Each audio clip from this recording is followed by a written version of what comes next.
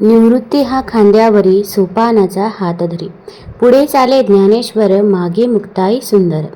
संत मुक्ताबाई यांना पुण्यतिथीनिमित्त विनम्र अभिवादन. नमस्कार मंडळी, रामकृष्ण हरी. तर आज आहे संत मुक्ताबाईंची पुण्यतिथी. तर मी तुम्हाला त्यांच्या जन्माची कथा तसेच त्यांच्या जीवनामध्ये घडलेले प्रसंग सांगणार आहे. या कथा ऐकल्यामुळे आपल्या आयुष्यातील दुःख, दारिद्र्य, गरिबी दूर होते व आपल्याला संत मुक्ताबाईंचा, ज्ञानोबा माऊलींचा आशीर्वाद प्राप्त होत असतो. त्यामुळे व्हिडिओ स्किप न करता शेवटपर्यंत जरूर बघा. चॅनलमध्ये नवीन असाल तर चॅनल लाईक करा आणि सबस्क्राईब देखील करा. तसेच कमेंटमध्ये रामकृष्ण हरी लिहायला विसरू नका आणि शेजारील नोटिफिकेशन बेल देखील प्रेस करा, जेणेकरून मी जेव्हा पण व्हिडिओ बनवेल तर तो व्हिडिओ तुम्हाला सर्वात अगोदर दिसेल. वयाच्या 4-5व्या वर्षी मुलं अंगणात खेळत असतात, पण महाराष्ट्राच्या मातीत एक अशी चिमुकली जन्माला आली, जिने खेळण्याऐवजी अध्यात्माचं ओझं आपल्या खांद्यावर घेतलं. जी वयाने तर लहान होती, पण ज्ञानाने इतकी मोठी होती की तिने चांगदेव महाराजांना तिनं आपलं शिष्य बनवलं. जगाला ज्ञान देणाऱ्या ज्ञानेश्वर माऊलींची जी समजूत काढते, पाठीवर मांडे भाजून जी जगाची भूक भागवते, ती दुसरी तिसरी कोणी नसून साक्षात आदिमाया संत मुक्ताबाई आहेत. संन्यासाची पोर म्हणून झालेला अपमान ते विजेच्या लोळात गुप्त होईपर्यंतचा हा दिव्य प्रवास चला तर मग जाणून घेऊया. तापी नदीच्या काठावर बसलेलं एक छोटंसं पण निसर्गरम्य आडगाव. याच गावात विठ्ठलपंत कुलकर्णी नावाचे एक विद्वान आणि धर्मपरायण ब्राह्मण राहत होते. त्यांच्या पत्नीचं नाव रुक्मिणीबाई. हे दाम्पत्य सुखी असलं तरी त्यांना एकच खंत होती, अपत्य नाही. विठ्ठलपंतांनी अनेक तीर्थयात्रा केल्या, नवस केले, पण पदरी निराशा झाली. शेवटी त्यांनी संसाराचा त्याग करून संन्यास घेण्याचा कठोर निर्णय घेतला. रुक्मिणीबाईंना हे कळताच खूप दुःख झालं. त्यांनी विठ्ठलपंतांना समजावण्याचा खूप प्रयत्न केला, पण विठ्ठलपंत आपल्या निर्णयावरती ठाम होते. विठ्ठलपंतांनी काशी येथे जाऊन रामानंद नावाच्या गुरूंजवळ संन्यास घेतला. काही काळानंतर नियतीने रुक्मिणीबाईंनाही काशी येथे आणले. योगायोगाने त्यांची भेट विठ्ठलपंताशी झाली. रुक्मिणीबाईंना पाहून विठ्ठलपंतांना त्यांच्या संन्यास धर्माचा विसर पडला. गुरु रामानंद यांनी त्यांना पुन्हा गृहस्थाश्रमात परत येण्याची आज्ञा केली, पण यामुळे त्यांना समाजात बहिष्कृत करण्यात आले. याच बहिष्कृत दाम्पत्यापोटीच्या तेजस्वी अपत्य जन्माला आले. संत निवृत्तीनाथ 1271, संत ज्ञानदेव 1275, संत सोपानदेव 1277 आणि सर्वात लहान मुक्ताई 1279. या चौघा भावंडांचे बालपण अत्यंत खडतर गेलं. समाजाने त्यांना संन्यासाची मुलं म्हणून हिणवलं. त्यांना गावातून हकलून देण्यात आलं. लोक त्यांना पाहिल्यावर तोंड फिरवत, त्यांच्यावर दगड फेकत. त्यांना अन्न पाणी मिळणंही कठीण झालं होतं. अनेकदा त्यांना उपाशी पोटी दिवस काढावे लागत. या परिस्थितीमुळे ही भावंडं लहानपणापासूनच अधिक कणखर आणि आध्यात्मिक झाली. त्यांनी एकमेकांना आधार देत एकमेकांच्या सोबतीने सर्व दुःखांचा सामना केला. मुक्ताई सर्वात लहान असूनही तिचं तेज आणि समजूतदारपणा इतरांपेक्षा वेगळा होता. समाजाकडून मिळणारी अवहेलना, उपास, मार आणि तिरस्कार सहन करत ही चारही भावंडं मोठी झाली. या सगळ्यामुळे त्यांचे मन देवाकडे अधिक लागलं. निवृत्तीनाथाने गहिनीनाथांकडून नाथपंथाची दीक्षा घेतली आणि ते ज्ञानदेवांचे गुरु बनले.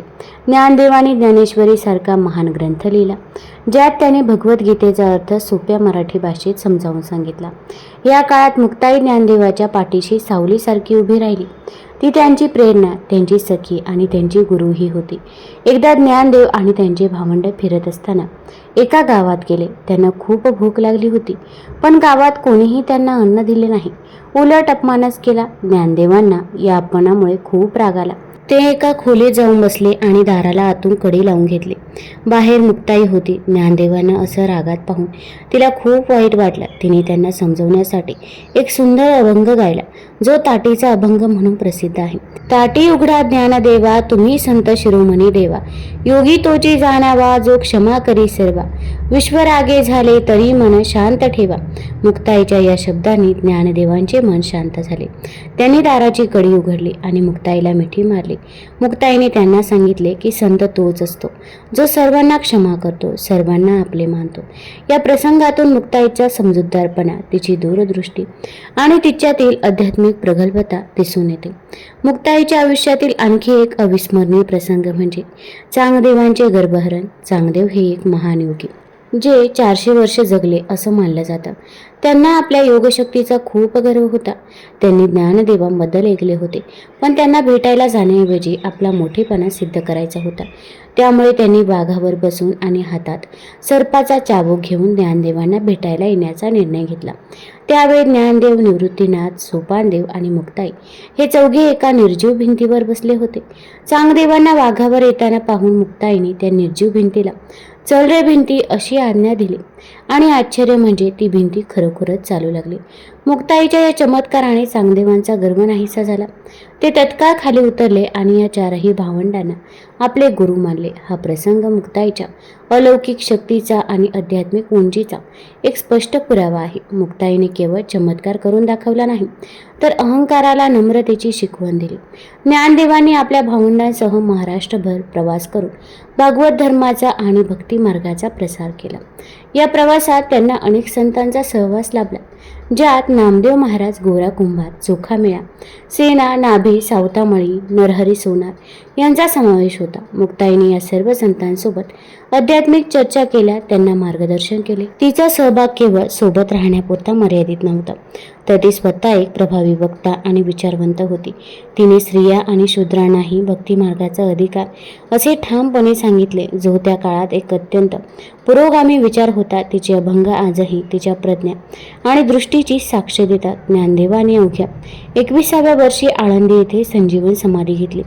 ही घटना मुक्ताईसाठी जीवनातील सर्वात मोठा धक्का होता. तिचा लाडका भाऊ, तिचा आधारस्तंभ, तिचा गुरु आणि सखा निघून गेला होता. ज्ञानदेवांच्या समाधीनंतर मुक्ताई पूर्णपणे कोलमडून गेली होती. तिचे हृदय विभळत होते. ज्या भावासोबत तिने बालपणापासून अनेक संकटे पाहिली होती, ज्याच्यासोबत तिने भागवत धर्माचा प्रसार केला होता, तो आता तिच्यासोबत नव्हता. ज्ञानदेवांच्या पाठोपाठ सोपानदेवांनीही सासवड येथे समाधी घेतली. त्यानंतर निवृत्तीनाथांनी त्र्यंबकेश्वर येथे समाधी घेतली. एका पाठोपाठ अशा तिन्ही भावंडांनी देह ठेवल्यामुळे मुक्ताई पूर्णपणे एकटी पडली होती. तिच्या आयुष्यातील हे सर्वात कठीण आणि एकाकी दिवस होते. तिच्या डोळ्यातून अश्रू थांबत नव्हते.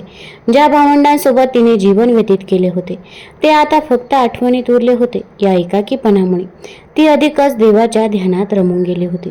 आपल्या तिन्ही भावंडांच्या समाधीनंतर मुक्ताई एकांत शोधात लागली. तिला आता या नश्वर देहात राहण्याची इच्छा नव्हती. तिचं मन पूर्णपणे विठ्ठलाच्या चरणी लागले होते. ती तापी नदीच्या किनारी असलेल्या मेहुण या गावी गेली. तिथे ती देवाच्या ध्यानात लीन झाली. वैशाख शुद्ध दशमी शके 1219 म्हणजे 1297 रोजी एका वादळी रात्री मुक्ताईने देह ठेवला. त्या दिवशी प्रचंड वादळ आले होते. झाडे उन्मळून पडत होती. विजांचा कडकडाट होत होता आणि मुसळधार पाऊस पडत होता. अशा वातावरणात मुक्ताई एकांतात ध्यान करत होती. असे मानले जाते की एका वादळात आलेल्या विजेचा धक्का लागून ती देहात विलीन झाली. काहींच्या मते तिने स्वइच्छेने समाधी घेतली. तिचा अंत एका विलक्षण आणि चमत्कारिक पद्धतीने झाला. ती देहात विलीन झाली की देवाच्या तेजात समावली. हे आजही एक गूढ आहे. वयाच्या अवघ्या 18व्या वर्षी म्हणजेच काही मतांनुसार 20व्या वर्षी मुक्ताईने देह ठेवला. तिने आपल्या अल्पायुष्यात एक असा वारसा निर्माण केला, जो आजही लाखो लोकांना प्रेरणा देतो. मुक्ताई ही केवळ एक संत कमी नव्हती, तर ती एक समाज सुधारक आणि मार्गदर्शक होती. तिने स्त्री शक्तीचे प्रतीक म्हणून स्वतःला सिद्ध केले. तिच्या अभंगांतून आणि शिकवणुकीतून तिने समानता, प्रेम, क्षमा आणि भक्तीचा संदेश दिला. तिचं जीवन हे प्रतिकूल परिस्थितीतही आध्यात्मिक मार्गावर कसे चालावे याचे एक उत्तम उदाहरण आहे. मुक्ताई ही फक्त एक व्यक्ती नाही, ती एक विचार आहे, एक संस्कृती आहे, जी आजही आपल्या मनात तेवत आहे. तिने समाजातील जातीभेद, वर्णभेद आणि स्त्री पुरुष असमानता यावर आपल्या विचाराने प्रहार केला. तिचे कार्य हे आजही महाराष्ट्राच्या सांस्कृतिक आणि आध्यात्मिक इतिहासात सोनेरी अक्षरांनी कोरले गेले आहे. आजही महाराष्ट्रातील अनेक भक्तांसाठी मुक्ताई एक प्रेरणास्थान आहे. तर मंडळी, ही होती संत मुक्ताबाईची कहाणी. तापी नदीच्या काठावर एका लखलखत्या विजेच्या लोळात मुक्ताई गुप्त झाली. देह नाहीसा झाला, पण तिचे विचार आजही ताटीच्या अभंगांतून आपल्याला बळ देतात. आजही जेव्हा आपण संकटात असतो, तेव्हा मुक्ताईची ही हाक कानावर पडते. शांत व्हा, संयम ठेवा, ताटी उघडा. मुक्ताईचं जीवन आपल्याला हे शिकवतं की माणूस वयाने नाही, तर विचारांनी आणि त्यागाने मोठा असतो. त्यांच्या या महान तेगाला आणि ज्ञानाला आमचा त्रिवार मानाचा मुजरा. एकदा कमेंटमध्ये जय हरी माऊली जरूर लिहा. तसेच तुम्ही हा व्हिडिओ कुठून बघत आहात ते देखील आम्हाला जरूर कळवा. आणि अजूनही आपण चॅनलला सबस्क्राईब केलं नसेल तर सबस्क्राईब देखील करा. निवृत्तीनाथ, ज्ञानेश्वर, सोपान आणि मुक्ताबाई ही चारही भावंड ज्ञानी होते. निवृत्तीनाथाने गहिनीनाथांकडून मिळालेले योगज्ञान, ब्रह्मविद्या आपल्या भावंडांना दिली. चारही भावंडे अभंग, ओव्या, विराण्या असे साहित्य रचून सामान्य लोकांमध्ये आध्यात्मिक ज्ञानाचा प्रसार करत होते. पोथी, पुराणे, कर्मकांड, जाती व्यवस्था यामुळे सामान्य लोक अध्यात्मापासून वंचित राहत होते. या संतांनी तो अडथळा मोडून सामान्य लोकांना भक्तीचा, प्रेमाचा मार्ग शिकवला. त्यांचे भक्त, अनुयायी वाढत होते. ज्यांना आपण संन्याशाची पोरं म्हणून हिणवलं ती इतकी विलक्षण निघाली की त्यांची लोक भक्त बनावेत हे काही जणांच्या मात्र पचनी पडत नव्हते. विसाजी पंत हे त्यापैकीच एक होते. ते एक सावकार होते, एक प्रतिष्ठित व्यक्ती होते. त्यांचा स्वतःचा धर्म शास्त्राचा चांगला अभ्यास होता. त्यांना या भावंडांबद्दल मत्सर वाटत होता. त्यांनी दाखवलेल्या चमत्कारांच्या कथा त्यांच्या कानी पडल्या असल्या तरी त्यांना त्यावर विश्वास नव्हता. एक दिवस निवृत्तीनाथांना मांडे खाण्याची इच्छा झाली. हा पदार्थ मातीच्या खापरावर बनवतात. त्याला लागणारं खापर घरी नव्हतं. त्यामुळे मुक्ता ते खापर घेण्यासाठी कुंभाराकडे गेली. विसाजी पंतांनी या भावंडांना काही द्यायचं नाही असा दम दुकानदारांना भरला होता. त्यामुळे मुक्ताला जागोजागी फिरून सुद्धा ते खापर मिळालं नाही. मुक्ताई हिरमुसून घरी आली. आपल्या दादाला हवा तो पदार्थ बनवता येणार नाही याचा तिला फार दुःख झालं. तिचा पडलेला चेहरा पाहून ज्ञानेश्वराने काय झालं ते विचारलं. तिने मांडे करायचे आहेत आणि कोणी खापरच दिलं नाही असं सांगितलं. ज्ञानेश्वर म्हणाले, बस एवढंच ना, मग कशाला एवढी दुःखी होतेस? कर तू तयारी, छान मांडे करू आपण. ज्ञानादादाने आश्वासन दिल्यावर ते तो पूर्ण करेलच याची मुक्ताला खात्री होती. मुक्ता उत्साहात तयारीला लागली. तयारी झाल्यावर तिला मांडे खापरावर थापून गरम करून बनवायचे होते. तिने दादाला विचारलं, कुठे रे दादा खापर? कशावर थापू मी मांडे? दादा म्हणाला, थाप माझ्या पाठीवर. ज्ञानेश्वर असं म्हणून ओनवे झाले. त्यांची पाठ तापायला लागली. एकदम गरम होऊन ती लालेलाल झाली. मुक्ताने आनंदाने दादाच्या पाठीवर मांडे थापले. हा सगळा प्रकार विसाजी पंतांनी लपून छपून खिडकीतून पाहिला होता. मुक्ताला खापर मिळालं नाही हे त्यांना कळलं आणि आता हे काय करतात ती मजा पाहायला ते आले होते. मजा तर त्यांनी पाहिलीच, पण एकदम वेगळीच.